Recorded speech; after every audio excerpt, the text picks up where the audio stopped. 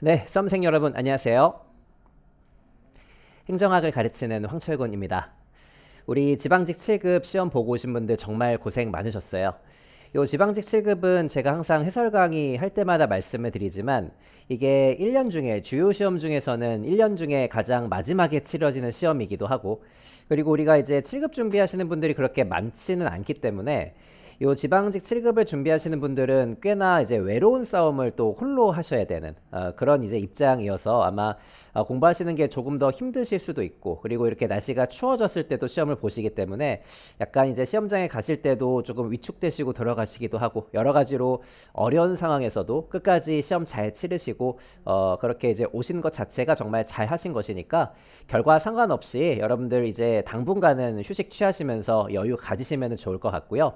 게다가 이번 시험 같은 경우에는 행정학이나 뭐 지방자치론 선택하신 분들도 뭐 계시겠지만, 행정학이나 지방자치론뿐만 아니라 전반적으로 좀 작년보다는 까다로웠던 것 같아요. 그래서 실제 현장에서도 많이 긴장도 하시고 뭐 그러셨던 것 같은데, 여러분들이 어려우시면은 다른 수험생들도 다 어려운 것이기 때문에 그런 부분에 있어서는 결과를 기다려 보시면 될 겁니다. 아마 작년보다 커트라인은 꽤 많이 떨어질 거라고 생각을 하고요. 행정학이나 지방자치론도 마찬가지일 거예요. 그래서 두 과목 모두 이제 어려웠기 때문에 여러분들이 합격선 정도의 점수를 맞아두시고, 또는 뭐 조금 못 보셨다 할지라도 다른 과목에서 좀 보충을 할 수 있는 뭐 그런 식으로 운영을 해나가면 되는 것이니까, 뭐 지금 다 이제 결과는 나왔겠습니다만 어쨌든 최종 결과는 또 기다려봐야 되는 것이니까요. 여러분들 좀 기다려 보시면서 그렇게 휴식 좀 취하시면 좋을 것 같아요. 자, 지금 제가 찍고 있는 이 영상 같은 경우에는 우리 오늘 이제 시험을 보신 분들을 위한 강의라기보다는 내년도 시험, 특히 내년도에 9급 시험이나 내년도에 7급 시험을 준비하시는 분들의 어떤 학습 방향을 잡아드리기 위한 그런 기출 분석 수업이라고 보시면 좋을 것 같고요. 특히 우리 9급을 준비하시는 분들, 내년도에 9급을 준비하시는 분들은 올해 치러진 국가직 7급 행정학, 그리고 지금 제가 분석을 해드리는 지방직 7급 행정학은 정말 꼼꼼하게 준비를 하시고 시험장에 들어가셔야 될 거예요. 보시면 올해 이제 국가직 7급이나 지방직 7급에서 약간 이제 최근에 강조되고 있는 주제들을 좀 물어보고 있거든요. 그런 부분들에 대한 힌트도 우리가 잘 가져갈 수 있는 것이기 때문에 전체적으로 제가 뭐 정리해서 따로 뭐 1개년 특강을 하기는 하겠지만, 혹시 뭐 기회가 되신다면 요 강의를 통해서도 준비를 하실 수가 있는 것이니까 그렇게 접근하시면 더 좋을 것 같습니다. 자, 그러면 우리 조금 까다로웠던 행정학, 우리가 이제 예년 7급 수준으로 출제가 되기는 했는데, 우리 7급 행정학은 항상 이제 9급보다는 어려운 수준으로 출제가 되는 것이니까요. 어쨌든 우리가 좀 까다롭게 출제가 되었던 이 행정학 시험에 대한 해설을 좀 진행을 해보려고 하는데요. 일단 총평을 간단하게 드리고 각 문항별 분석 강의로 들어가 보도록 하겠습니다.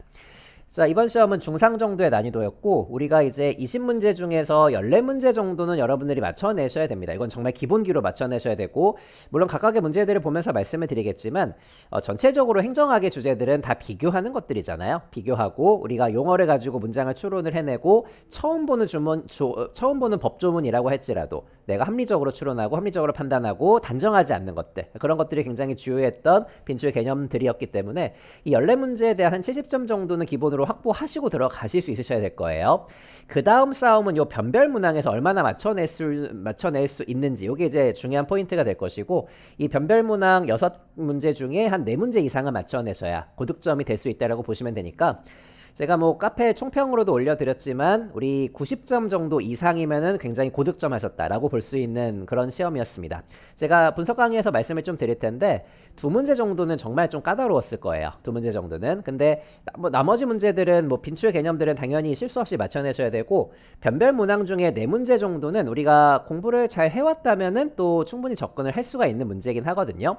네, 그렇다고 할지라도 시험장에서는 또 여러분들의 뭐 컨디션이라든지 현장 분위기라든지 또 전체적으로 까다롭게 출제가 되었기 때문에 실력 발휘가 안 되셨을 수도 있기 때문에 90점 이상이면 정말 고득점이라고 보시면 되고, 한 85점 정도도 괜찮아요. 다른 과목들도 잘 보충을 해주면 되는 것이니까 어쨌든 우리가 85점, 90점 정도는 받아줘야 되는 뭐 그런 시험이라고 보시면 될 텐데, 이 변별 문항들이 어떻게 출제됐는지가 굉장히 중요한 거예요.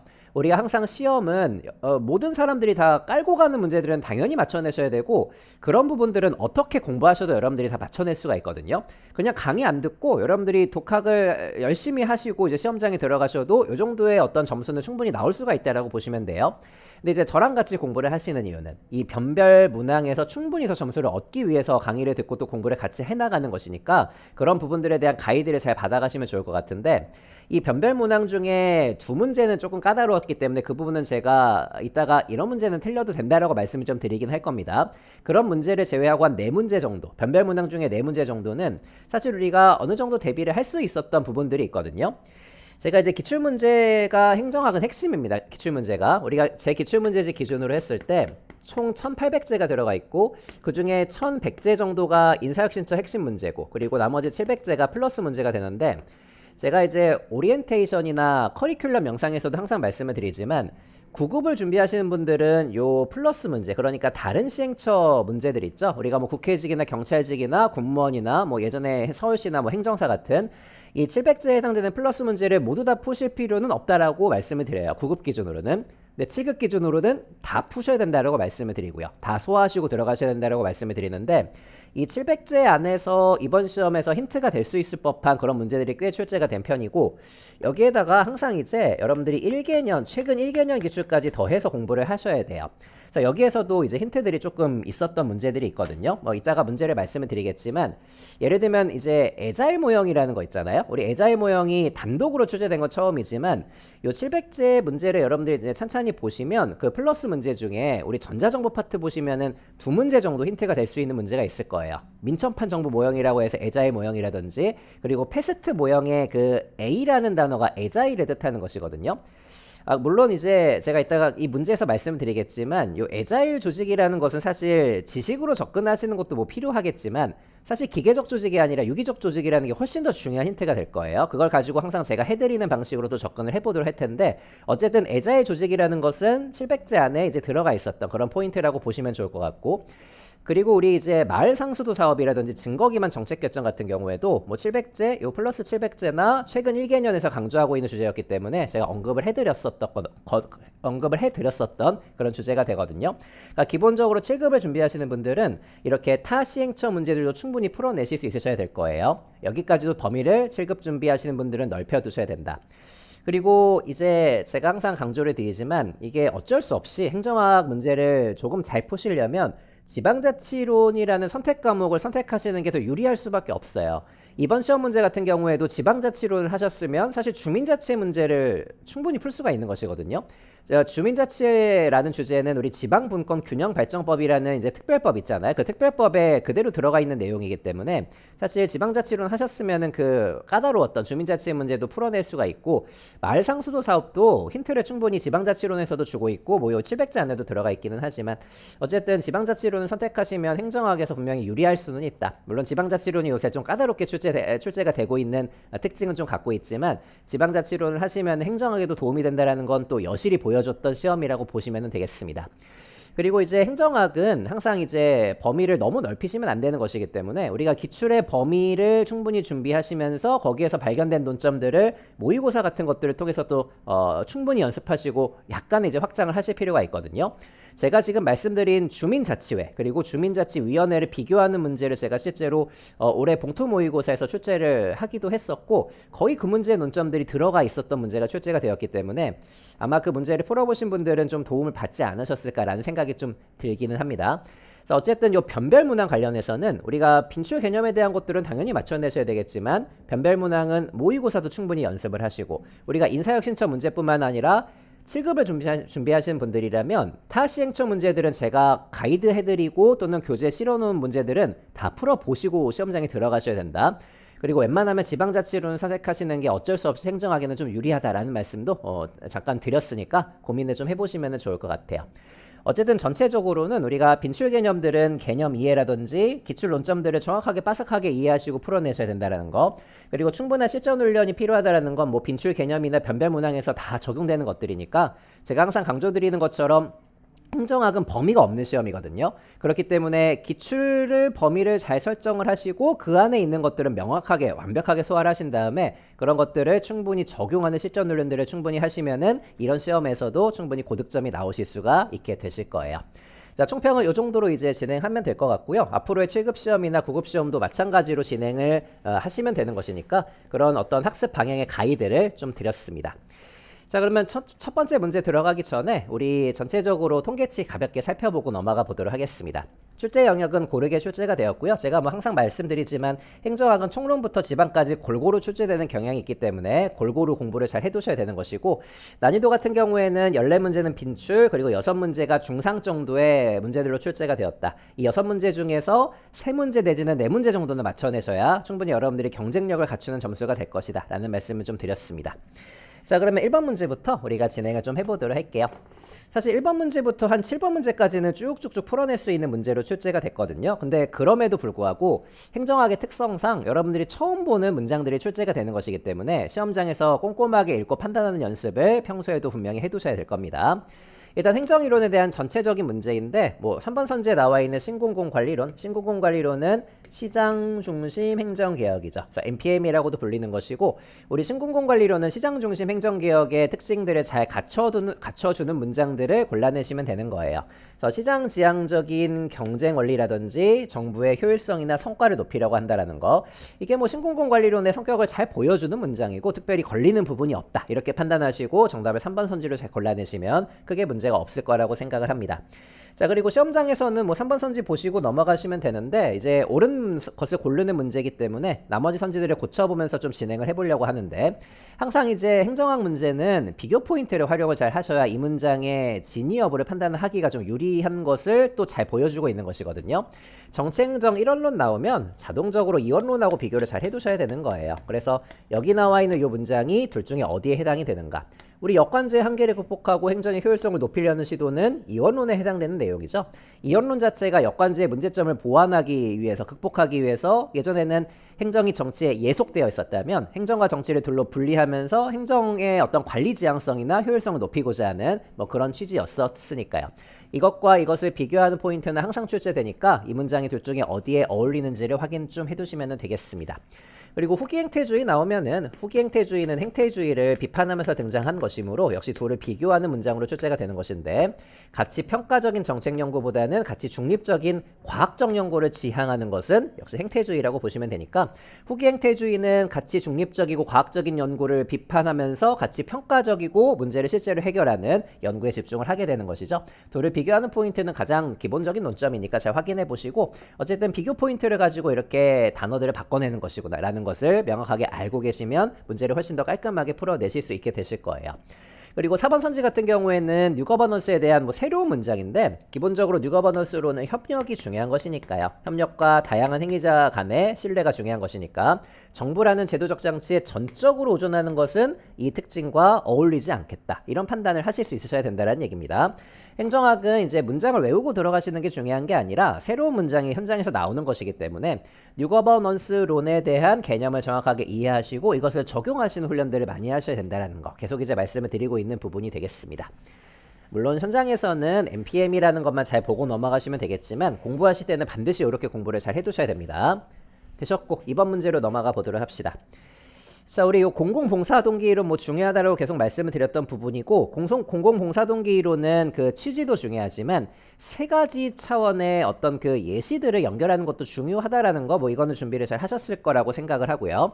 여기 힌트를 잘 주고 있는데, 뭐 합리적 차원도 있고, 그리고 규범적 차원도 있고요. 마지막이 정서적 차원이죠. 이렇게 세 가지를 비교할 수 있는지가 역시 출제 포인트가 들어간다라고 생각하시면 돼요. 자, 이 중에서 이제 첫 번째 선지에 나와 있는 선의의 애국심, 요게 바로 다소 감정적이고 정서적인 측면이라고 보시면 되겠습니다. 선의의 애국심이나 뭐 자비라든지 애정이라든지 이런 것들을 위해서 내가 공적인 기관에서 일을 하겠다라고 생각을 한다면 이런 것들은 정서적인 동기라고 보시면 되는 거예요. 감정적인 동기들. 반면에 규범적인 차원은 저런 것들이 아니라 정말 의무나 본질과 같은 것들과 연결이 되는 거잖아요. 요 규범적인 차원이라는 것은 우리 의무라든지 반드시 해야 되는 것들, 본질적인 것들, 뭐 예를 들면은 공익이나 형평성 같은 것들, 때로는 이렇게 정부 전체에 대한 충성 같은 것들, 뭐 이런 것들이 규범적 차원이라고 보시면 되는 것이니까 의무나 본질 같은 것들은 셋 중에 규범적 차원에다가 잘 넣어 놓으시면 되겠습니다. 자, 요거 1번 선지는 규범적 차원이 아니라 정서적 차원이라고 보셔야 되고 항상 이제 합리, 규범, 정서를 잘 비교를 해두셔야 되는 것이니까 그렇게 비교를 하시면서 준비를 해두시면 좋을 것 같고요. 그리고 이제 합리적 차원 같은 경우에는 우리가 공공봉사 동기 이론이라고 할지라도 내가 공적인 조직에서 일을 하는 것 자체가 내 개인적인 효용에 이바지하게 된다면 내가 참여할 수 있다라고 보는 거잖아요. 요 개인적 효용이라는 것과 관련되게 되면은 바로 합리적인 차원이라고 보시면 돼요. 요 개인적 효용은 실제로 물질적인 이득을 의미하는 것이 아니라 내가 정책 형성 과정에 참여함으로써 내 효용이 올라간다라고 보는 것이고 그 과정에서 특정한 이해관계를 옹호할 수도 있다라고 보는 것입니다. 이렇게 효용이나 약간 비정형적인 이익 같은 것들, 비물질적인 이익 같은 것들 그런 것과 관련이 되어 있다면 개인적인 효용과 관련된 합리적인 차원이라고 보시면 될 거예요. 여기 나와 있는 사례들은 전체적으로 대부분 전형적인 사례로 출제가 된 것이기 때문에 눈에도 익숙하실 수는 있으셔야 되겠고 이렇게 세 가지 차원을 비교해야 된다는 논점을 당연히 준비를 하고 계셔야 되니까 문제없이 풀어내실 수 있으시면 좋을 것 같습니다. 자, 근데 이제 9급을 준비하시는 분들도 듣고 계신다면은 이 주제는 아직까지 이런 형태로까지는 출제가 되진 않았어요. 9급 기준으로는. 그래서 제가 항상 말씀을 드리지만 9급에서도 이렇게 세 가지를 비교하는 문제가 출제가 될 수 있다. 그래서 준비를 하자라는 취지로 항상 이제 말씀을 드리고 있으니까 이 기출 문제를 가지고도 한번 점검해 보셔도 괜찮을 것 같아요. 되셨고 3번 문제로 넘어가 보도록 하겠습니다. 자, 우리나라 전반적인 예산 제도를 정확하게 알고 있는지를 물어보는 것이고요. 자, 기본적으로 우리나라는 뭐 여러 가지 예산 제도를 쓰고 있고 분류하는 기법도 여러 가지를 쓰고 있는데 한번 적어 보시면 일단은 소관별로 분류를 하죠. A 부처, B 부처 소관별로 분류를 한 다음에 그 다음에 기능별로 분류하고 여기에서 프로그램별 분류를 혼용하기도 하고요. 그 다음에 최종적으로는 세세한 것들은 품목별 예산 분류를 취한다라고 보시면 되니까 이 1번 선지 같은 경우에는 이 품목별 예산 분류에 대한 설명을 정확하게 알고 있는지를 체크하고 있다라고 보시면 될 텐데 품목별 예산 분류는 뭐 책상 하나에 얼마인지 의자 하나에 얼마인지 사람 한 명에 얼마인지 이렇게 지출 대상별로 분류하는 기법이고요. 그래서 품목별 예산 제도가 이렇게 하나하나 리스트를 갖고 그렇게 배정하는 방식이라고 보시면 되겠죠. 자, 그래서 품목별 예산 제도는 저렇게 지출 대상별로 하는 것이다. 그래서 상한선을 정해놓고 예산을 집행하는 것이기 때문에 책임성을 묻기가 용이하긴 하지만 통제 지향적이다라는 것도 다시 한번 기억을 해내시면 좋을 것 같습니다. 그리고 이번 선지부터 고쳐볼게요. 자, 여기 이제 예산 총액 배분 자율 편성 예산 제도. 자, 총액 배분 자율 편성 예산 제도는 우리 이제 내년부터는 기획 예산처가 되니까 제가 기획 예산처라고 말씀을 드릴 거예요. 총액 배분은 기획 예산처가 하고 우리가 자율 편성은 그 지출한도 내에서 각 부처가 자율 편성하는 것인데 둘 다 모두 다 들어가 있긴 하지만 전체적으로는 총액 배분에 무게 중심이 쏠려 있다라고 보시면 되니까 총액 배분은 국가 전체적인 전략 계획 하에서 총액을 배분하는 것이기 때문에 미시적이고 상향적이다라고 표현을 하는 것보다는 거시적이고 하향적이고 조금 직관적인 방식이다라고 보시는 게 좋을 겁니다. 기본적으로 총액 배분 자율 편성 예산 제도는 하향식이라고 출제가 많이 되고 있으니까 그 부분에 대한 기출 논점도 다시 한번 확인을 해두셔도 괜찮을 것 같고요. 그리고 3번 선지는 회계연도 개시 전까지 국회에서 본 예산을 의결하지 못했을 때 예산의 불성립 시에 우리나라는 현재는 가예산 제도가 아니라 준예산 제도를 취하고 있고 가예산 제도는 1공화국 때 잠시 썼던 예산 제도라는 거 알고 계셔야 되겠죠. 그리고 4번 선지는 이 제도의 어떤 법적 근거를 물어보고 있는데 이미 출제가 됐던 주제입니다. 주민참여예산제도는 주민들이 참여하는 제도이기 때문에 국가재정법이 아니라 지방재정법에 근거 규정을 두고 있다는 거. 자, 이것도 기출된 이미 내용이기 때문에 맞춰내셔야 되는 부분이고요. 전체적으로 이런 문제들은 기본적인 문제들이기 때문에 여러분들이 시험을 보실 때 문제없이 풀어낼 수 있도록 탄탄하게 준비 잘 해두실 수 있으셔야 될 겁니다. 되셨고요. 4번 문제로 넘어가 보도록 할게요. 이 4번 문제 같은 것은 행정학의 굉장히 어떤 그 기본적인 문제 형식이라고 보시면 되겠죠. 제가 이제 항상 말씀을 드리지만 행정학의 모든 문제가 지식을 물어보는 문제로 출제가 되진 않아요. 우리 성과관리제도에 대해서 전체적으로 독해하셔야 되고 행정학적 소양을 바탕으로 이걸 가지고 합리적으로 판단하는 그런 문제라고 보시면 되겠고요. 전체적인 문제 자체가 이렇게 출제되기도 하고 일부 선지가 그렇게 출제되기도 할 거예요. 이런 데 맞춰가지고 연습을 잘 해두시면 되겠죠. 자, 성과관리제도는 성과관리가 중요하다. 특히 성과관리는 이렇게 시장중심 행정개혁인 신공공관리론하고 연결이 될 수 있다는 거, 결과중심인 것이니까요. 시장중심적인 아이디어와 결부가 될 수 있다고 보시면 되겠고, 그리고 성과지표를 개발을 해줘야 될 텐데 여러 가지 성과지표가 있겠죠. 그런 것들을 소개해준다라고 보시면 되고, 그리고 객관적이고 측정이 가능해져야 된다. 정량적이고 계량적이어야 된다. 그래야 성과관리가 잘 될 수가 있는데 그렇기 때문에 우리 공공 부분의 성과관리는 잘 된다, 잘 되지 않을 가능성이 높다. 성과 측정이 곤란하다라는 게 일종의 공공 부분의 고질병이라고 보시면 되겠죠. 공공 부분이 갖고 있는 어쩔 수 없는 그런 이제 한계라고 생각하시면 돼요. 제가 항상 말씀을 드리지만 공공 부분은 이제 최근에 이렇게 신공공 관련적인 어떤 제도들이 많이 들어오고는 있는데 성과 관리를 강조하기는 해요. 강조하긴 하지만 현실적으로 공공 부분은 질적이고 무형적인 영역이기 때문에 민간 부분처럼 성과 관리를 잘 하기가 어렵다라는 게 어느 주제에서나 강조되는 출제 논점이라고 보시면 되겠습니다. 그래서 공공 부분의 성과 관리가 민간 부분에 비해서 다양하다라고 보기도 어려운 것이고, 그리고 질적이고 무형적인 영역이기 때문에 성과 측정이 용이하지 않고 곤란하다라는 것이 훨씬 더 적절한 결론이 될 거예요. 전체적으로 행정학적 소양을 물어보고 있는 그런 문제라고 보시면 돼요. 그래서 무슨 지식을 결부시키는 것이 아니라 뭐 신공공 관리론이나 우리가 공공 부분과 민간 부분을 비교하는 포인트 같은 것들을 활용해서 읽고 판단하는 문제라고 보시면 되겠죠. 자, 이런 문제들은 스무스하게 읽고 풀어내시는 연습들을 충분히 해두시면 더 좋을 것 같습니다. 되셨고요. 5번 문제로 넘어가 보도록 할게요. 자, 우리 배버의 이념형 관료제, 그 중에서 우리 출제가 많이 되는 두 가지가 있다라고 항상 강조를 드리는데, 첫 번째가 비정의성을 강조하는 것이고, 두 번째가 바로 직업성을 강조하는 포인트가 되겠죠. 이 직업성이 다시 한번 또 출제가 되었습니다. 자, 배버의 이념형 관료제는 근대 산업사회에서 강조하는 가치들을 담고 있는 기계적 조직으로서의 관료제라고 보셔야 되는데, 우리가 아무래도 안정적으로 업무를 수행하는 게 당시에는 중요했기 때문에 지금처럼 성과급을 강조하지 않아요. 그렇기 때문에 고정급이나 연공급을 강조한다라는 걸 안정적인 직업성을 가지고 확인을 좀 해두시면 좋을 것 같고요. 우리가 직업성이라는 것은 결국 안정성을 의미하는 것이므로 급여 차원에서도 비교를 잘 해두셔야 되는 부분이 있고요. 우리가 성과에 따라 지급하는 성과급과 고정적으로 지급하는 고정급이 있을 때 이렇게 두 가지를 비교하는 포인트가 이미 기출이 많이 됐던 논점이고 이번에도 출제가 된 것입니다. 지금은 성과급이 더 좋다라고 할 수도 있지만 배버가 강조했던 이념형 관료제가 제시가 되었던 근대 산업사회 시대에서는 고정급을 더 강조했다라고 보시면 돼요. 안정적인 직업성 때문에 이런 식의 논리 구조를 가지고 문제를 잘 풀어내시면 좋을 것 같고요.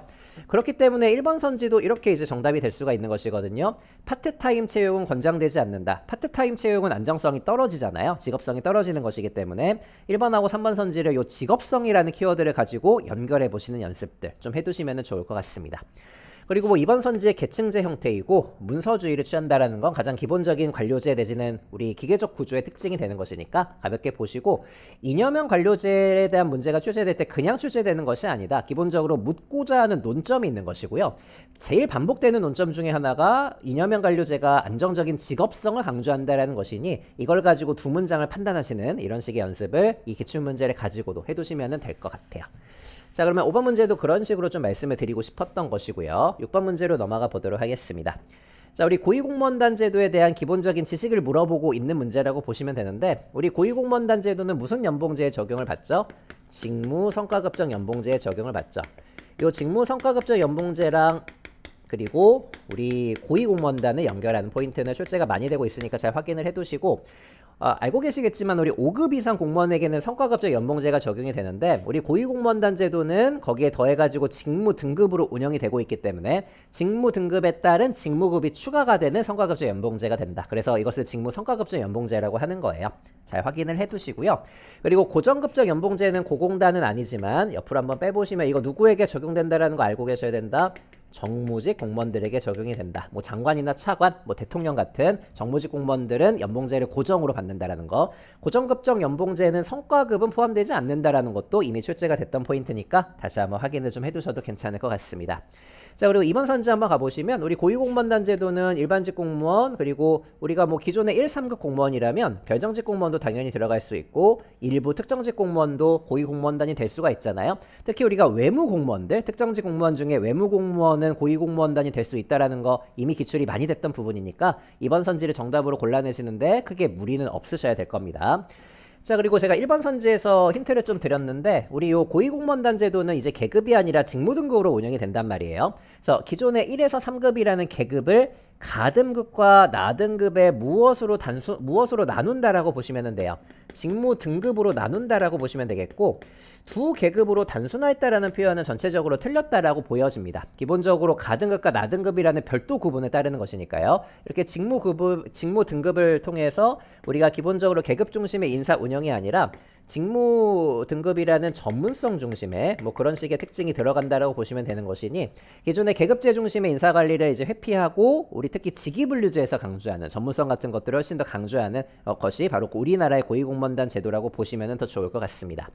그리고 4번 선지 같은 경우에는 요 고위공무원단 제도에 대한 포인트기도 하지만 요 공모직위하고 무엇을 비교하는 포인트를 활용하셔야 되겠어요? 개방형 직위를 비교하는 포인트를 확인을 좀 해두셔야 되겠죠.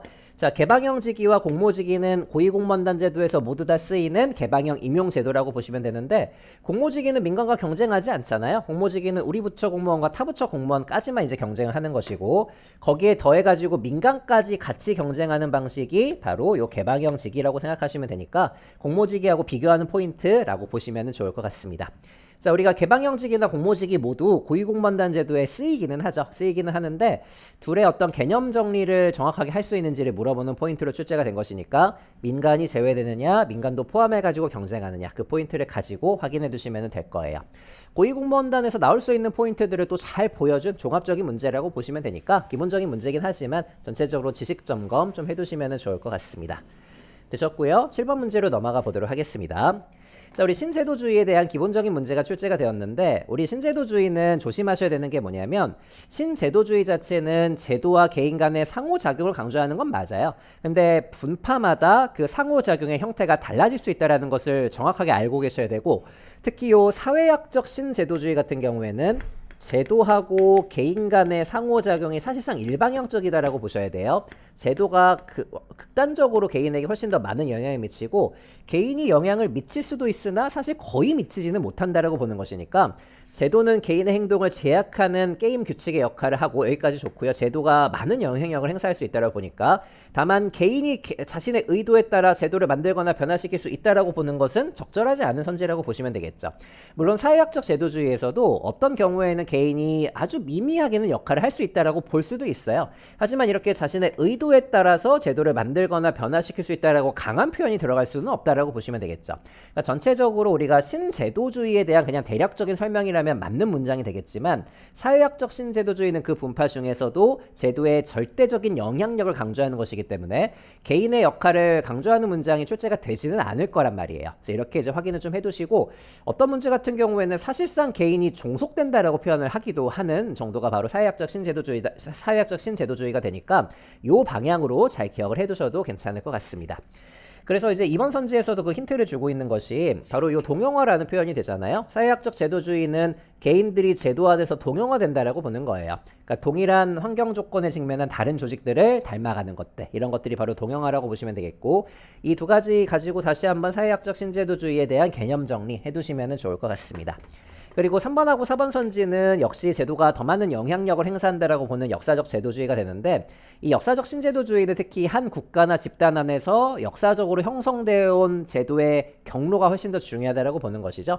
그래서 제도 형성이나 변화의 역사적 경위를 분석한다. 이것을 통해서 무엇이 형성된다라고 보는 것이냐면 제도의 경로 오존성이라는 단어가 형성된다라고 보시면 돼요. 여태까지 오랬기 때문에 앞으로도 이럴 것이다. 이런 식의 바로 이제 경로 오존성이라고 보시면 되겠죠.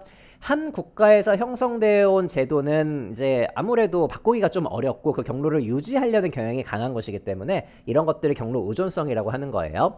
그러니까 기본적으로 이 역사적 신제도주의에서도 제도와 개인 간의 상호작용에서 신제도주의임에도 불구하고 제도가 개인에게 더 많은 영향력을 행사한다라고 보시면 되겠습니다. 개인도 영향력을 행사할 수는 있겠지만 그건 미미하다라고 보시면 되겠고요. 다만 이렇게 사회학적 제도주의나 역사적 제도주의를 비교를 했을 때는 둘 중에 제도가 더 많은 영향력을 행사하는 것은 상대적으로는 사회학적 제도주의라고 보시면 돼요. 사회학적 제도주의는 특히 비공식적인 규범인 문화, 관습, 종교 같은 것들을 강조하는 것이기 때문에 거기에 개인이 종속되고 동형화된다라고 표현을 하게 되는 것이니까요. 그렇게도 확인 좀 해두시면 되겠습니다. 사실 여기까지는 여러분들이 문제없이 확 풀어내실 수 있는 문제들이었어야 합니다. 그렇게 이제 준비를 해두시면 좋을 것 같고 8번에서 이제 살짝 걸리실 수 있으실 거라고 생각을 하는데 요 애자일 조직이라는 게 우리 인사혁신처에서는 처음 단독으로 출제가 되기는 했거든요. 근데 제가 아까 서두에서 말씀드린 것처럼 최근에 국회 구급하고 그리고 경찰 승진인가 경찰 강부에서 힌트를 줬던 그런 선지들이 있기는 해요. 애자일 모형이라는 거. 그래서 다시 한번 확인해 보셔도 괜찮고요. 우리가 전자정보 파트에 플러스 문제 바로 이제 있을 거예요. 근데 제가 이제 항상 말씀을 드리고 싶은 부분은 그 문제를 풀어보시는 것도 물론 중요하지만 항상 어떤 조직이 등장했을 때 이 조직이 기계적 구조이냐 유기적 구조이냐 요 판단을 하시는 게 훨씬 더 중요해요, 사실은. 여러분들 이제 혹시 올해 지방직 9급 보신 분들, 이제 올해 9급 보신 분들 기억나실지 모르겠는데 이번 9급에 이음매 없는 조직이 단독 문제로 출제가 되기도 했거든요. 이음매 없는 조직은 기계적 구조일까요? 유기적 구조일까요? 여러분들 이음매 없는 조직에 대한 지식을 알고 들어가시는 게 중요한 게 아니라 이음매 없는 조직이 유기적 구조라는 걸 판단하신 다음에 기계적 구조하고 비교하는 게 현장에서는 훨씬 더 중요하다는 말씀을 드리고 싶은 것입니다. 애자일 조직은 이게 빈출되는 조직 개념은 아닌 것이기 때문에 사실 이 개념에 대한 지식을 다 갖고 들어가실 필요까지는 없어요. 그렇게 풀어내는 것도 아니고. 그리고 아마 내년 이후부터는 이제 이 애자일 조직이 아니라 어떤 조직이 출제될지는 모른다라고 생각하시면 되겠죠. 조직 구조는 수백 가지, 수천 가지가 있는 것이니까. 그래서 그런 것들을 모두 넓혀가지고 준비하시고 그렇게 이제 준비하시는 것보다는 기본적으로 이 조직 구조가 유기적 구조에 해당하는가 기계적 구조에 해당하는가 그 판단을 하신 다음에 거기 맞춰가지고 문장들을 읽어 내려가시면서 판단하시는 게 훨씬 더 중요하다는 거. 이 말씀을 좀 드리고 싶은 것이니까 학습 방향을 잘 잡아두실 수 있으셔야 될 거예요. 기본적으로 7급을 준비하시는 분들이라면 플러스 문제까지, 기출 플러스 문제까지는 당연히 확인을 하셔야 된다는 게 첫 번째고, 두 번째는 그럼에도 불구하고 훨씬 더 중요한 것은 애자일 조직은 민첩하다라는 표현이니까 기계적 구조에 가깝다, 유기적 구조에 가깝다, 유기적 구조에 가깝다 이런 식의 판단을 하신 다음에 각각의 선지들에 대해서 전체적으로 확인하시고 합리적으로 생각하시는 연습을 하시는 게 훨씬 더 중요하다라는 말씀을 드리고 싶은 것입니다. 이걸 가지고 연습을 좀 해보도록 할게요. 자, 애자일 조직은 민첩한 조직이기 때문에 유기적 구조이고 수평적인 의사소통을 강조한다는 건 괜찮은 것 같은데 이 논리 구조를 확인하는 것도 행정학에서 굉장히 중요한 거잖아요. 원인이 맞다면 결론도 맞기도 하겠지만 결론이 틀리게 결정이 될 수도 있는 것이니까요. 보통 이제 유기적 구조는 수평적인 의사소통을 강조하기 때문에 의사결정에 많은 시간이 소요되겠어요? 신속하게 대응을 할 수가 있겠어요? 신속하게 대응할 수 있는 게 유기적 구조의 특징이라고 보셔야 되겠고, 유기적 구조의 특징이기 때문에 애자일 조직의 특징으로도 적절할 것 같아. 이렇게 이제 판단을 해두실 수 있으셔야 된다는 것입니다. 자, 그리고 여러분들 이번 선지도 한번 판단을 해보시면 좋을 것 같은데, 유기적 구조가 사전에 완벽하게 분석하고 기획할 수가 있을까요? 이런 판단을 해두실 수 있으셔야 되겠죠. 예, 3번 선지랑 같이 결부시켜서 보시면은 이 유기적 구조인 애자일 조직은 신속한 대응을 강조한단 말이에요. 이렇게 이제 연결을 해두셔도 되겠고, 어쨌든 환경 변화에 대한 신속한 대응을 강조하는 게 유기적 구조의 특징이라면 그때그때 다른 어떤 해결책을 적시에 공급을 해줘야 되고, 그리고 신속하게 대응을 해주는 게 중요한 것이지 미리미리 준비하는 것은 유기적 구조하고는 거리가 좀 멀다라고 보셔야 되겠습니다. 이렇게 사전에 완벽하게 분석하고 기획하는 것은 신속한 대응, 특히 이 환경 변화 관련해 가지고 환경 변화 관련되어 있어 가지고는 적절한 선지는 아니다라고 보실 수 있으셔야 될 겁니다. 유기적 구조는 그때그때 대응을 하는 조직이지 미리미리 완벽하게 분석하고 기획하는 그런 합리적이고 기계적인 조직하고는 거리가 멀다라고 보실 수도 있으셔야 될 거예요. 자, 그리고 다시 3번 선지 한번 가보시면은 3번 선지는 제가 항상 강조드리는 것처럼 여기까지는 좋은데 신속한 대응을 강조한다라고 해서 성과가 무시된다라고 단정할 수 있다 없다? 이건 단정하기가 어렵다라고 보셔야 되겠죠. 우리 유기적 구조든 기계적 구조든 성과가 강조될 수가 있는 것인데 특히 유기적 구조는 기계적 구조보다는 더 성과가 강조될 수도 있는 것이고요. 이렇게 성과가 무시된다라고 단정하거나 제한할 수는 없다. 행정학스러운 문장은 아니다. 이런 식으로 판단을 해두시면 더 좋을 것 같아요. 4번 선지가 유기적 구조를 정말 잘 설명해주고 있는 문장이잖아요. 다른 선지들은 어딘가에 다 결함이 있는데 4번 선지는 특별히 결함이 없는 유기적 구조에 대한 설명이라고 보시면 되겠죠. 한 조직으로도 결합을 하였다가 해체가 되기도 하고 재조직화되는 과정을 반복하면서 그때그때 상황에 따라서 신속하게 대응할 수 있는 구조를 애자일 조직이라고 할 수가 있겠구나. 애자일 조직의 커다란 카테고리는 유기적 구조이므로 괜찮은 것 같아. 이렇게 판단하시면 훨씬 더 좋을 것 같고요. 학습 방향을 잘 잡아두셔야 된다. 어느 조직 구조가 나올지는 잘 모른다. 그리고 범위를 넓혀봤자 거기서 나오면 운이 좋은 것이지만 나오지 않을 가능성이 훨씬 더 높은 것이기 때문에 이 조직이 유기적 구조에 해당이 되는가 기계적 구조에 해당이 되는가 이런 식의 판단을 하시는 게 훨씬 더 좋을 것 같고요.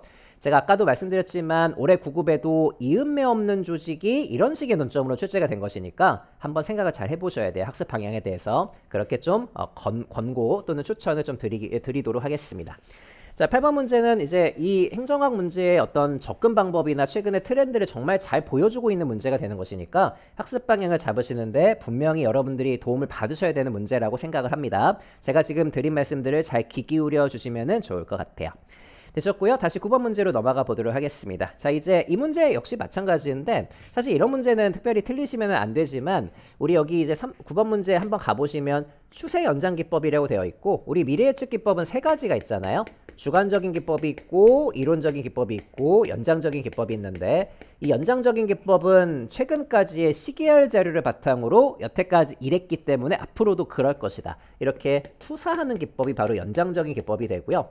우리 시계열 자료를 활용하는 것이니까 예를 들면 여태까지의 시계열 자료가 이렇게 이제 형성이 되었다면 앞으로는 이게 투사가 되어가지고 이런 방향으로 흘러가겠네. 이렇게 이제 연장하는 기법이 바로 추세 연장 기법이라고 보시면 돼요.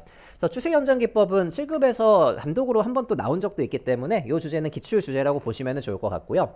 사실 2번부터 4번까지의 선지가 이 추세 연장 기법의 시계열 자료의 성격을 정말 잘 보여주고 있는 문장으로 구성이 된 것이거든요. 관찰된 경향의 지속성과 규칙성이 있어야 이것을 그대로 투사를 해가지고 연장을 할 것 아니겠어요? 지속성과 규칙성을 강조를 한다. 그리고 이렇게 시간 순서에 따라 분석하는 것들을 시계열 분석이라고 하는 것이고 이 시계열 자료에 대해서 신뢰도와 타당도가 높아야 이게 지속성과 규칙성을 갖고 있다라고 가정한 다음에 연장을 할 수 있다라고 보시면 되니까 기본적으로 추세 연장 기법에 대해서 필요한 전제 조건들을 나머지 선지들에서는 잘 보여주고 있다라고 보시면 되겠습니다. 그러니까 기본적으로 이 연장적인 기법이라는 것은 기존의 자료에 대한 신뢰나 데이터를 강조하는 뭐 그런 기법이라고 보셔도 괜찮을 것 같아요. 그래서 1번 선지는 거리는 좀 먼 선지라고 판단을 하셔야 되겠죠. 기본적으로 추세 연장 기법은 기존의 시계열 자료가 중요한 것이기 때문에 구성원의 노력이라든지 이런 식의 주관적인 것들은 좀 들어가서는 안 될 것이고 기본적으로 지속성과 규칙성을 강조하는 것이기 때문에 뭔가 이제 그 이상으로는 달라진다라고 보지는 않는 거예요. 여태까지 추세가 이랬기 때문에 앞으로도 그럴 것이다라는 지속성과 규칙성을 담보한다는 게 훨씬 더 중요한 것이기 때문에 사회 구성원의 노력에 따라서 뭔가 달라진다라는 것은 이 시계열 분석 자료를 강조하는 연장 기법하고는 좀 거리가 먼 설명이 되겠구나. 결이 다른 문장이 되겠구나. 이렇게 판단해 두시는 것도 필요한 부분이 될 겁니다. 여기 나와 있는 문장들도 1번 선지는 처음 나온 문장이지만 판단을 하셔야 된다는 거예요. 요 추세 연장 기법에 대해서 적절하게 세 가지 선지가 들어가 있기 때문에 결이 다른 문장 하나 좀 골라내시는 연습들 충분히 잘 해두시면 좋을 것 같습니다. 자, 이 문제도 좋은 문제고요. 굉장히 행정학스러운 문제로 출제가 잘 되었습니다. 되셨고 10번 문제로 넘어가 보도록 할게요. 이 문제도 사실 어렵게 접근하면 굉장히 어렵고 기본기에 충실하면 굉장히 쉽게 풀 수 있는 그런 문제라고 생각하시면 되는데 제가 항상 강조를 드리지만 우리 법령은 여러분들이 처음 보는 법령은 무조건 나오도록 되어 있거든요. 우리 휴직 관련해서도 사실 여기 이제 2번 선지 정도를 제외하고는 2번 선지는 실제로 출제가 됐던 조문이기는 한데 2번 선지 정도 제외하고는 나머지 것들은 여러분들이 판단을 하셔야 돼요. 처음 보는 조문이셨을 테니까. 자, 여기 나와 있는 조문들을 처음 봤다라고 해서 당황하시면 안 되고 처음 보는 조문을 판단해야 된다라고 적극적으로 임하실 수 있으셔야 된다는 것입니다. 1번 선지부터 한번 판단을 해보시면 이렇게 단정하는 선지들은 항상 조심하셔야 된다라고 말씀을 드리고 있는 거잖아요. 그리고 합리적으로 판단해 보시면 정무직 공무원도 휴직을 할 수가 있겠죠. 이렇게 단정하시면 안 돼요. 우리가 일반직 공무원뿐만 아니라 정무직 공무원도 뭐 아플 수도 있고 개인의 어떤 그 문제도 있을 수 있기 때문에 당연히 휴직을 할 수 있다라고 보셔야 되겠습니다. 이런 부분은 우리가 정무직 공무원도 휴직을 할 수 있다라는 걸 다 암기해 가지고 들어가시는 것이 아니다. 그런 것들이 아니고 정무직 공무원도 휴직을 할 수 있겠지라는 어떤 합리적인 행정학스러운 소양을 가지고 판단하시는 것들, 그게 중요하다는 말씀을 드리고 있는 것이니까 문제를 많이 풀어보시고 법조문을 보실 때 그냥 외우려고 노력하지 마시고 이해를 해보시고 많은 조문들을 읽고 판단하시는 연습들을 해두시면 그런 감각들이 많이 살아나시게 될 거예요. 그리고 이번 선지도 한번 가보시면 우리 본인이 거부할 때도 임용권자가 휴직을 명할 수 있는 사례가 꽤 많죠. 이것도 최근에 7급에 등장했던 논점 중에 하나인데 예를 들면 어떤 공무원에게 심각한 장애가 생겼다라고 한번 생각을 해볼게요. 심각한 장애가 생겼음에도 본인은 계속 일을 하고 싶어 할 수도 있잖아요. 근데 그게 그 사람의 건강상 심각한 문제를 일으킨다라고 임용권자가 판단하게 되면 여기에 대해서 휴직도 충분히 가능하다라고 보시면 되겠습니다. 이런 것들이 본인이 거부할 때라도 임용권자가 어떤 그 명령권을 발휘해서 휴직을 명할 수 있는 그런 부분이라고 생각하시면 되니까 장애가 있는 사람이 내가 스스로 일을 한다라고 그렇게 계속 얘기를 한다고 할지라도 임용권자가 판단해가지고 휴직 명령을 할 수 있다라고 보시면 될 것 같고요. 기출된 논점이기도 하니까 혹시 처음 보신 분들은 기출문제 최근 7급 문제 다시 한번 확인해 두셔도 괜찮을 것 같습니다. 그리고 이제 3번하고 4번 선지가 살짝 이제 헷갈리셨을 수는 있어요. 3번하고 4번 선지가. 근데 이제 둘 중에 더 말이 되는 것은 4번 선지가 되거든요. 4번 선지는 특별히 태클을 걸 만한 부분이 없어요. 공무원이 정신상의 장애로 장기 요양이 필요해서 휴직을 할 수가 있겠죠. 근데 그 휴직 기간을 부득이한 경우에 연장할 수도 있는 거예요. 이런 것들은 특별히 문제가 되지 않고 이런 상황이 분명히 있는 것이니까 가능하다라는 판단을 하실 수 있으셔야 된다는 것입니다.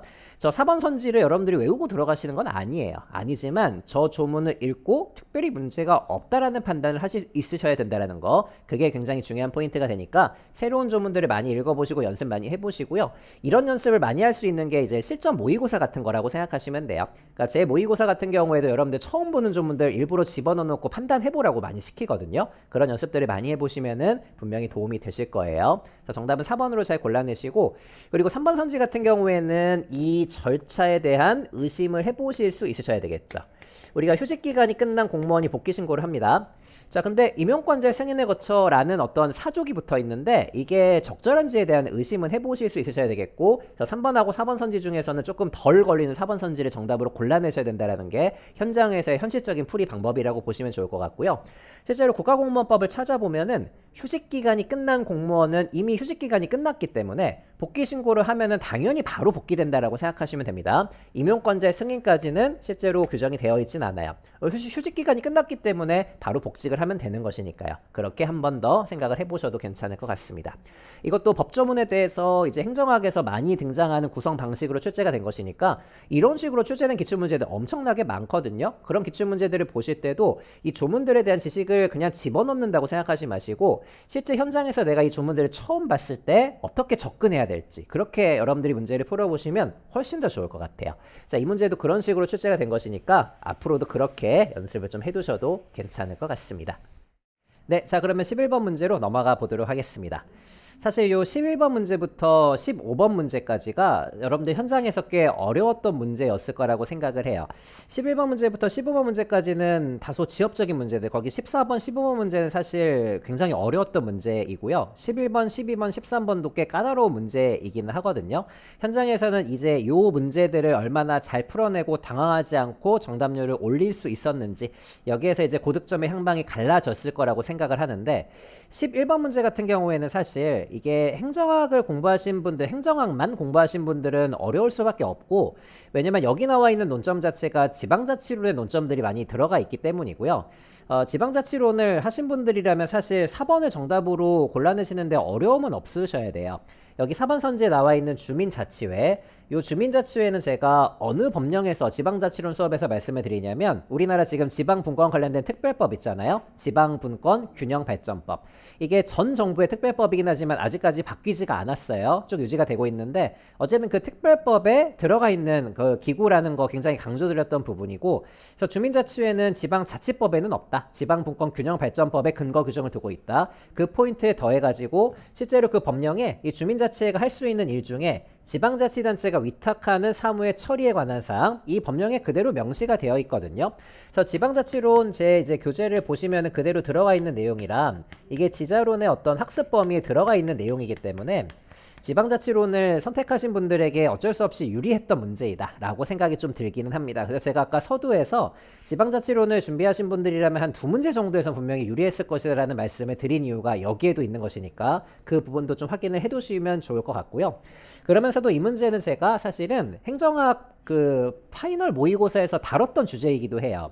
여기 나와 있는 주민자치위원회하고 그리고 주민자치회, 이거 굉장히 지엽적인 논점이긴 합니다. 여태까지 기출이 한 번도 되지 않았던 논점이긴 하고요.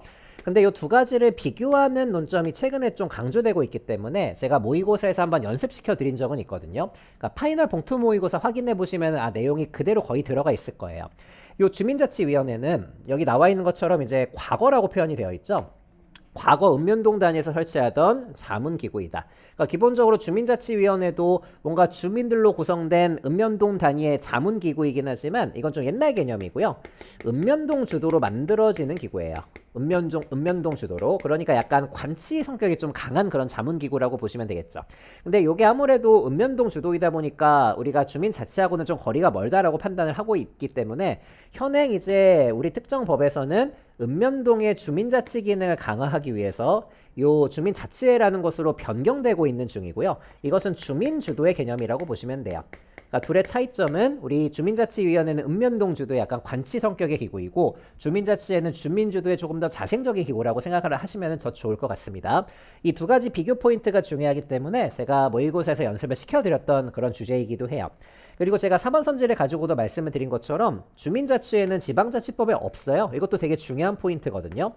아까 이제 제가 구도로 말씀드렸던 우리나라의 지금 특별법, 지방분권, 균형발전법 전 정부의 특별법이긴 하지만 아직까지 유지가 되고 있고요. 이 특별법에 의해서 이제 유지가 되고 있는 그런 이제 기구가 바로 주민자치회라고 생각을 하시면 되겠습니다. 이 주제 같은 경우에는 이제 7급스러운 그런 주제이기는 한데 어쨌든 지방자치론을 공부하신 분들은 좀 유리했을 수밖에 없는 그리고 모의고사 풀어보신 분들은 논점 잡는데 조금 도움이 되실 법한 뭐 그런 주제라고 보시면 더 좋을 것 같습니다. 그리고 1번 선지 같은 경우에는 여기까지는 좋은데 지방자치법에 법적 근거도 없겠죠. 근데 주민자치위원회가 지금 또 운영되지 않는다라고 단정하시면 안 돼요.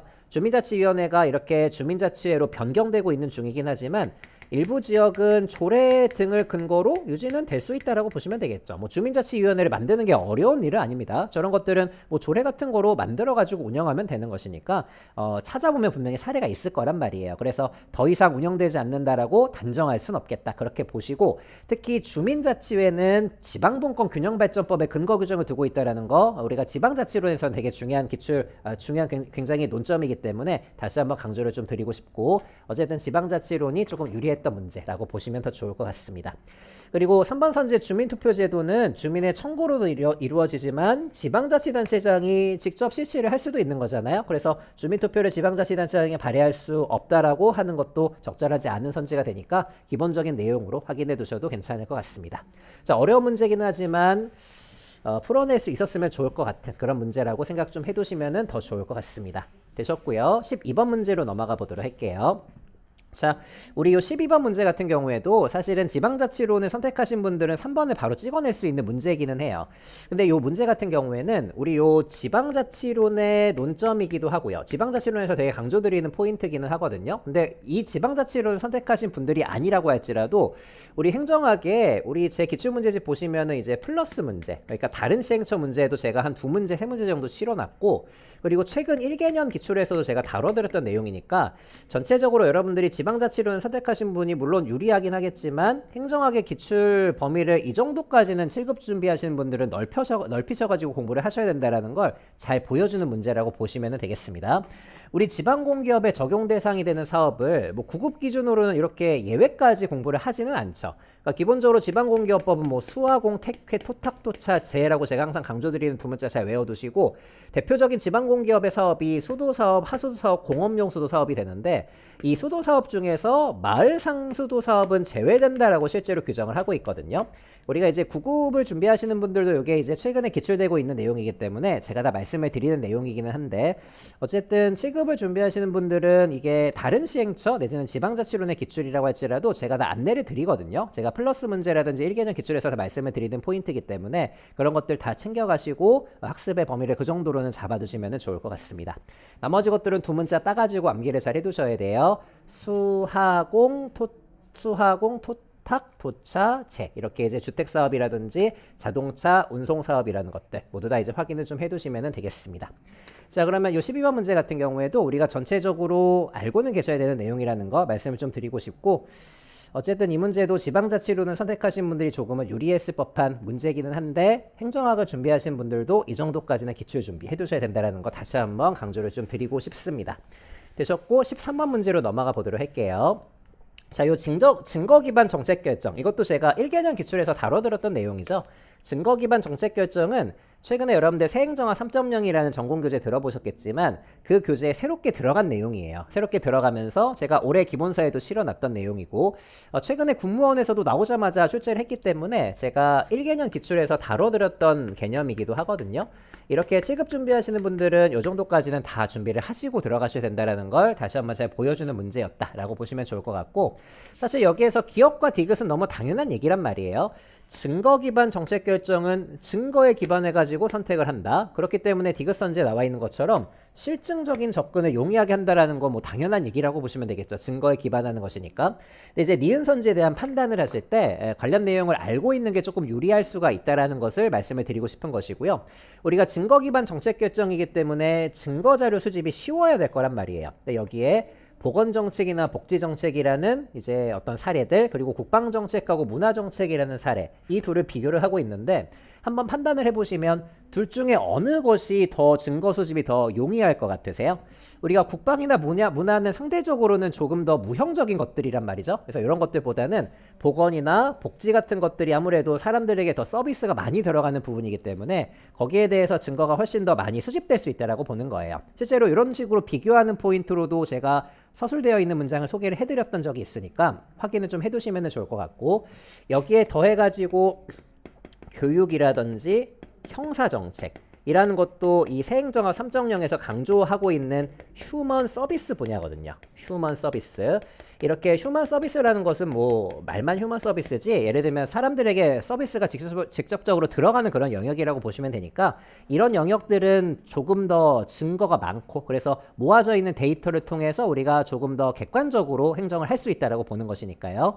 우리가 기본적으로 증거 기반 정책 결정이 어디에 더 어울리는가 판단도 좀 해보시고 이렇게 지식도 좀 쌓아보시는 그런 식의 시간 좀 가져보시면 좋을 것 같아요. 이 주제는 이제 그 중요한 전공 교재에 실려 있는 내용이기 때문에 출제가 유력했던 부분이기도 하고요. 우리가 1개년 기출에서도 언급을 드렸던 부분이기도 하고, 그리고 최근에 주목되고 있는 주제이기 때문에 이런 문제들을 맞춰내셔야 실제로 고득점에 이를 수 있다는 거 다시 한번 말씀을 좀 드리도록 하겠습니다. 되셨고 14번 문제로 넘어가 볼게요. 이 문제를 현장에서 많이 틀리셨을 거라고 생각을 하고요. 이 문제는 엄청 지엽적인 문제라고 판단을 합니다. 우리 하우스가 제시한 경로 목표 이론이라는 건 뭐 당연히 다 알고 계실 텐데, 우리가 요 상황론에 해당되는 에반스와 하우스의 경로 목표 이론이 어떤 동기부여 이론하고 결부가 될 수가 있는가? 이거는 인사혁신처 기준으로 한 번도 출제가 되진 않았던 주제이기 때문에 여러분들 사실 이 문제는 뭐 맞고 틀리고는 그렇게 중요하지 않다라고 생각하셔도 될 것 같고요. 사실 저도 이제 기본서에는 언급을 해놓고 있는 내용이긴 하거든요. 기본서 한번 찾아보시면 이 경로 목표 모형에 들어가는 문장으로 제가 동기부여의 기대 이론에 이제 입각을 하고 있다라고 좀 적어놓기는 했는데, 거기까지 여러분들이 다 달달 외우고 들어갈 수는 좀 들어갈 수는 또 없는 그런 부분이기도 하고, 이런 문제는 괜찮습니다. 틀리셔도. 어쨌든 앞으로는 준비를 잘 해두셔야 된다라는 거 말씀을 드리고 싶고, 경로 목표 이론은 우리 부름의 기대 이론의 영향을 받아가지고 정립이 된 이론이기는 하거든요. 앞으로 이제 여러분들이 준비를 하셔야 되는 시험에서는 여기까지도 더해가지고 준비를 하시면 되는 것이니까, 이 시험에서는 여러분들 14번 문제랑 15번 문제는 틀려도 전혀 지장이 없어요. 이 두 문제는 꽤 어려웠던 문제이기도 하고요. 앞으로는 준비를 좀 해두셔야 된다라는 말씀을 좀 드리고자 합니다. 자, 어쨌든 경로 목표 이론의 바탕이 되는 기대 이론이라는 거 다시 한번 지식으로 접근해 두시면 좋을 것 같고, 이 정도로 하시고 넘어가시면 되는 문제가 될 거예요. 되셨고 15번 문제로 넘어가 보도록 하겠습니다. 이 문제도 판단을 현장에선 하기 좀 어려운 문제라고 생각을 하고요. 이제 최근에 국가직 7급에서도 우리 뭐 데이터 3법이라는 게 출제가 되기도 했고, 이번 시험에서도 공공데이터법이나 개인정보보호법의 내용을 살짝 물어보고 있거든요.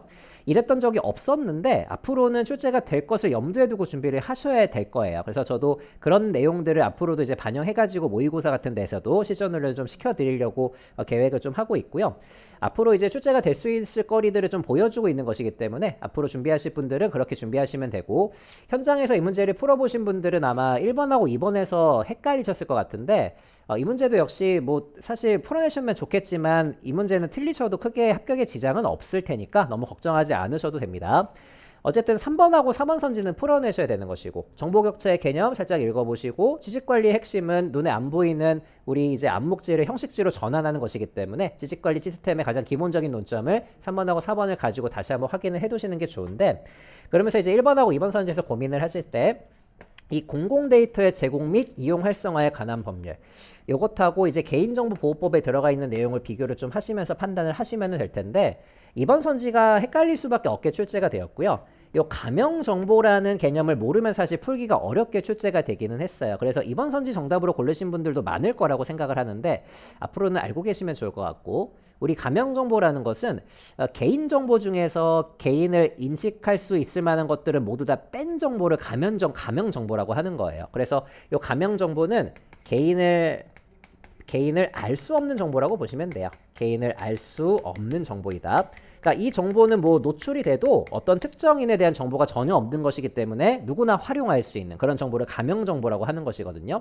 이렇게 개인을 알 수 없는 가명 정보라는 것은 본인 동의 없이도 충분히 활용할 수 있다라고 생각하시면 되겠고, 이런 것들도 이제 정보의 활용 관련해서 필요한 절차라고 생각하셔도 괜찮을 것 같습니다. 그래서 이번 선지는 적절한 선지라고 판단을 좀 해보시고요. 그리고 사실 1번 선지 같은 경우에도 한번 생각해 보시면 접근은 가능할 수가 있는데, 우리 공공 데이터라는 것은 정부가 제공하는 데이터이기 때문에 이거는 비영리적으로만 쓰도록 제한이 되어 있는 건 아니에요. 정부가 제공하는 데이터이기 때문에 충분히 상업적이고 영리적으로 활용을 할 수가 있는 것이거든요. 비상업적이고 공익적 목적에 한해 가지고 공공 데이터를 활용하는 것은 적절하지 않고요. 법의 취지상 공공 데이터이기 때문에 영리적이고 상업적으로도 충분히 가능하다라고 보시는 게 이 법의 취지상 맞다라고 보시면 좋겠죠. 일반 선지만을 가지고 판단하셨으면 충분히 정답률이 더 올라갔었을 거라고 생각을 하는데, 이번 선지가 걸리셨을 거라고 생각을 해요. 가명 정보에 대한 개념을 정확하게 모르신다면 헷갈릴 수밖에 없던 문제였기 때문에 뭐 맞춰내신 분들은 잘 하셨고, 1번 선지의 요 법령의 취지를 한번 생각해 보시고 그렇게 문장을 판단하시면 되는 것이니까 잘 하셨는데, 뭐 틀리셔도 크게 합격에 지장은 없다라고 생각하시면 되겠습니다. 실제로 요 행정학 20문제 중에 14번, 15번은 틀리셔도 합격에 지장은 없을 거예요. 나머지 문제들에서 이제 실수 없이 맞춰내시거나 한 문제 정도 이제 틀리시면은 이제 잘 보신 시험이라고 보시면 되는 것이니까 그렇게 접근하시면은 되실 것 같습니다. 되셨고요. 16번 문제로 넘어가 볼게요. 자, 우리 16번 문제는 사실 학자가 중요한 것이 아니라 내용이 중요한 것이고, 여기 결정의제라는 것은 무슨 의제가 되겠어요? 이게 최종적인 공식 의제인 정부 의제가 되겠죠. 이 결정의제는 항상 공중의제하고 비교하는 포인트로 출제가 되는 것이니까 이 논점을 활용한 문제로서 우리가 연습을 좀 해볼 것인데, 정부가 해결하기를 대중이 기대하는 이슈라고 되어 있죠. 이제 대중이 정부가 나서줘야 된다라고 기대하는 정도라면 공중의제라고 보셔야 되겠죠.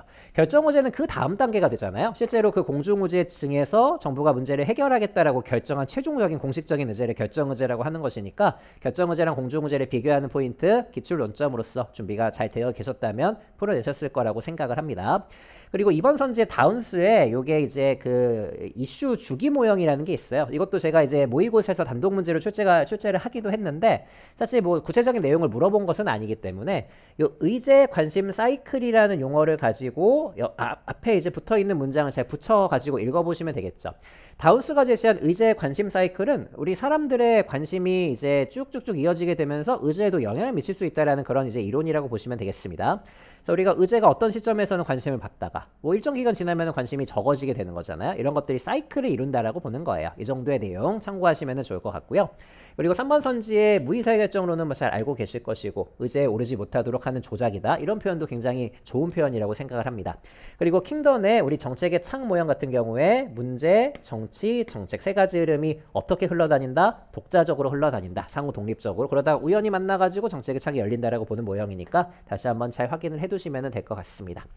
자, 우리 이것도 1번 선지만 정답으로 잘 골라내시면 되겠고요. 다운수의 의제 관심 사이클, 이슈 주기 모형이라고 하기도 하는데, 이 모형도 어쨌든 노출은 되었기 때문에 제가 뭐 예전에도 모의고사에 출제를 하긴 했지만 앞으로도 그 정도로는 신경을 써주시면 되실 거라고 생각합니다. 되셨고요. 17번 문제로 넘어가 볼게요. 여러분들 17번 문제는 눈에 익숙하지 않은 거 골라내시면 되잖아요. 우리 열심히 성인지 예산서, 그리고 온실가스 감축인지 예산서, 그리고 기금도 당연히 포함해가지고 우리가 예결산서를 당연히 내어줘야 된다고 보시면 되니까 1번, 2번, 3번 중에서는 고르시면 안 돼요.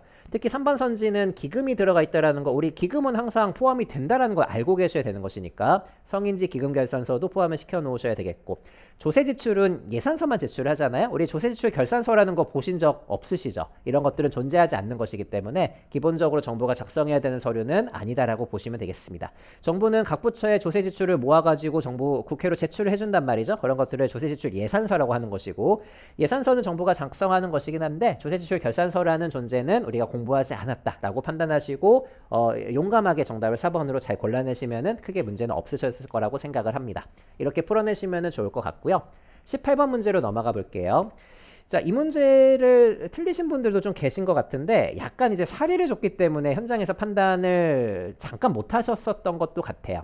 우리 공무원 연금제도는 누구랑 누구는 포함되지 않는다라고 공부를 하냐면, 군인하고 선거로 취임하는 공무원은 제외된다라고 열심히 공부를 하고 들어간단 말이죠. 선거로 취임하는 공무원도 제외가 된다. 이렇게 출제되면 누구나 맞춰내겠지만 이렇게 사례를 줬을 때는 연습을 해두신 분들이 분명히 이제 판단을 하시는데 용이하실 거라고 생각하고 우리 지방자치단체장도 선거로 취임한단 말이죠. 그렇기 때문에 적용 대상에서 제외된다라고 보시면 되겠습니다. 자, 이렇게 이제 판단하시고 넘어가시면 되는 문제이고요. 그리고 공무원연금제도는 공부했던 것처럼 인사혁신처에서 주관을 하는 것이고 인사혁신처에서 그리고 4번 선지의 퇴직연금은 기본적으로 10년 이상 근무를 해줘야 이제 65세부터 받게 되는 것인데 우리 3번 선지 같은 경우에는 되게 지역적인 내용이기는 해요. 우리 퇴직연금을 받기도 하지만 거기에 더해가지고 퇴직수당이라는 것도 추가로 주기는 하거든요. 이 퇴직수당은 저도 퇴직할 때 받았는데 이 퇴직수당 같은 경우에는 그냥 일종의 퇴직금 같은 거라고 생각하시면 돼요. 그러니까 연금은 이제 10년 이상 근무해야 65세부터 받지만 이 퇴직수당은 1년 이상만 근무하면은 누구나 받을 수 있는 일종의 퇴직금이라고 보시면 됩니다. 일종의 퇴직금. 자, 근데 퇴직수당이 많지가 않아요. 그냥 적절한 수준으로 주는 것이기 때문에 그렇게 많지는 않은데 어쨌든 퇴직연금이라는 것도 받지만 거기 더해가지고 퇴직수당도 받는다. 근데 퇴직수당은 1년 이상 근무하면 누구나 다 주는 것이기 때문에 참고삼아 그렇게 한번 정리해 두시면 좋을 것 같습니다. 자, 여기서 뭐 3번 선지를 잘 모르신다고 할지라도 전체적으로 나머지 것들은 판단을 하셔야 되고 1번 선지는 당연히 정답으로 골라내실 수 있으셔야 될 겁니다. 되셨고 19번 문제로 넘어가 보도록 합시다. 넛지이론은 7급에서 엄청 자주 출제가 되고 있네요. 9급에 한 번도 출제가 되지 않았는데 이제 9급에도 한 번 정도 출제가 되지 않을까? 어쨌든 넛지에 대한 준비는 잘 되어 계신 것 같아요. 19번 문제는 대부분 잘 풀어내신 것 같고요. 자, 여기에서도 3번 선지에 대한 판단을 하시는 게 되게 중요했던 문제가 되겠죠.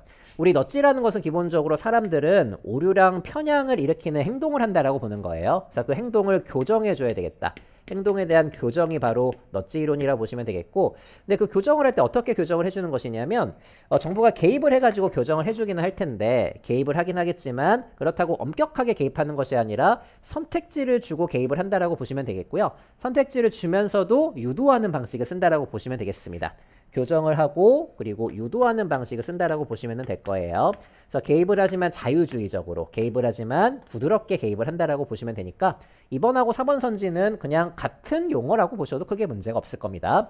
자, 근데 여러 가지 이제 넛지의 대안들이 있겠죠. 넛지의 어떤 특성들을 담고 있는 수단들이 있을 텐데 우리 시험에서는 뭐 디폴트 값을 선정을 해놓는다라든지 그런 식의 표현들이 좀 등장을 하고 있는데 3번 선지 같은 경우에 한번 생각해 보시면 사람들이 오류와 편향이 이제 발생하기 때문에 정부가 개입을 하는데 거기에 더해가지고 비구조화된 선택지를 제공하면 오히려 어떻게 되겠어요? 오히려 혼란이 훨씬 더 가중되게 되지 않을까요?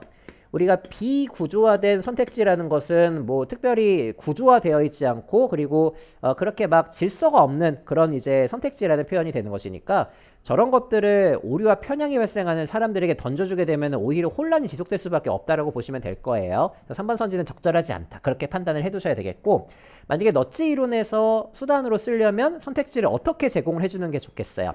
구조화된 선택지를 제공해주면 괜찮을 것 같아요. 그러니까 정부의 유도가 들어간 구조화된 선택지를 주면서도 이 1번이 만약에 바람직하다라고 정부가 판단한다면 1번으로 유도할 수 있게 되게 세련되게 구조화된 그런 식의 선택지를 제공하는 게 넛지의 특성하고 결부될 수 있는 수단이라고 보셔도 될 것 같습니다. 자, 이 문제도 그런 포인트를 잘 담고 있는 문제니까 3번 선지에 나와 있는 사례를 처음 보셨다고 할지라도 여러분들이 반드시 판단을 해낼 수 있게 넛지에 대한 개념 이해를 정확하게 해두시는 거 그게 이제 가장 중요한 포인트라고 보시면 되겠습니다. 자, 그리고 20번 문제 머스그레이브의 정부 재정의 세 가지 기능 이 주제도 출제가 가끔 되니까 알고는 계셔야 되고요. 이게 가장 기본적인 정부의 기능이라고 보셔도 되겠죠. 이게 정부 재정에 대한 기능이기도 하지만 정부의 그냥 본질적인 기능이라고 보셔도 돼요. 첫 번째 기능은 4번 선지에 나와 있는 것처럼 시장에서 공급되지 않은 경우에 제공하는 시장 실패를 교정하면서 자원을 배분해주는 기능이라고 보시면 되겠고요. 보통 우리가 이제 자원의 공급이 시장에서 잘 안 될 때 정부가 돈을 써가지고 개입을 하게 되는 것이니까 효율적인 자원 배분과 관련되어 있는 기능이 첫 번째 재정 기능이라고 보시면 되고 두 번째는 우리 특히 사회의 취약계층들을 위해서 더 많이 돈을 써야 될 필요도 있는 것이니까 그게 바로 1번 선지라고 보시면 되겠죠. 이것을 소득 분배 기능이라고 하는 거예요. 소득 분배 기능이라고 하고요. 여기에서는 형평성 중심의 재정 기능이 들어간다라고 보셔도 괜찮을 것 같습니다. 자, 특정 계층에 대해서 조세를 감면해준다. 그리고 사회보장 지출을 늘린다. 취약계층에게 조금 더 재정이 들어가게 되는 것도 정부의 재정 기능 중에 하나라고 머스그레이브가 제시를 하게 되는 거예요. 여기 더해가지고 우리 경제 안정 기능까지도 추가를 해놓고 있는 거죠. 경제 안정 기능은 뭐 경기 침체 같은 실업이 우려되는 경우에는 정부 지출을 늘리고 너무 활성화되어 있다라고 하면은 돈을 빨아들이고 뭐 그런 식의 조치들을 재정을 통해서 하게 되는 것이니까 머스그레이브의 세 가지 기능은 자원 배분, 소득 분배, 경제 안정 여기에 엄한 거 하나 끼워 넣는다. 그런 식의 출제 구성을 그대로 따르고 있는 것이고요. 뭐 이번 선지도 뭐 가능할 수는 있겠지만 머스그레이브가 제시한 그런 어떤 원칙은 아닌 것이기 때문에 제기한 원칙은 아닌 것이기 때문에 그렇게 이제 X만 잘 쳐두시면은 크게 문제가 없을 겁니다.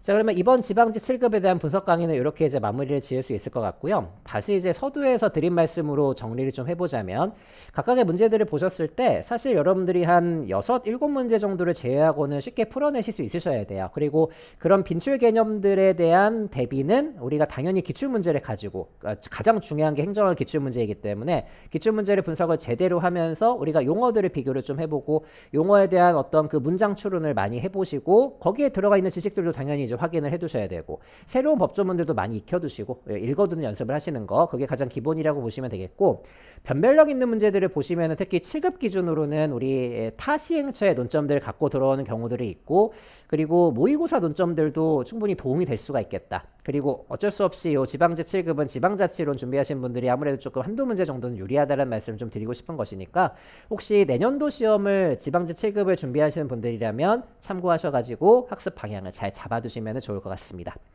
자, 우리 9급을 준비하신 분들은 다시 한번 말씀드리지만 9급 준비하시는 분들은 제가 다시 이 강의를 1개년 기출해서 하기는 할 거예요. 거기에서는 진도별로 제가 다시 조합을 해가지고 뭐 총론, 정책, 조직, 인사 이렇게 순서대로 다시 편집을 해가지고 나가긴 할 건데 이 국가직 7급, 지방직 7급 그리고 올해 치러진 각종 강부시험이나 행정사, 군무원, 국회직 시험 그런 것들 모아가지고 한 100문제에서 200문제 사이에서 제가 정리를 해가지고 진행하는 수업을 내년 1월쯤에 하도록 할 테니까 그때 1개년 기출 수업에서도 이 내용들 다시 한번 정리하시면 좋을 것 같습니다. 자, 그러면 고생하셨고요. 저는 또 본 수업 때 뵐게요. 수고하셨습니다.